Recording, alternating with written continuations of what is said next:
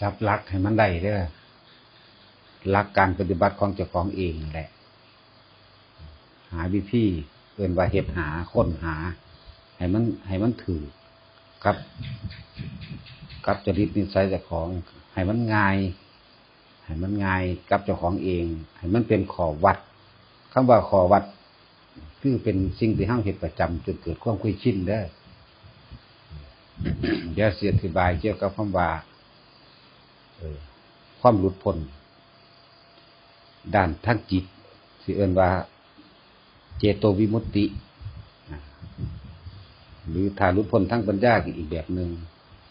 เพิ่นจึงเอาคำว่าสมถะกับวิปัสสนาเป็นเครื่องคู่กันบ่ต้องไปสงสัยในการปฏิบัติทั้งหลายว่าเฮาละกิเลสตอนใดพูดถึงความหลุดพ้นทางจิตนี่ให้เข้าใจ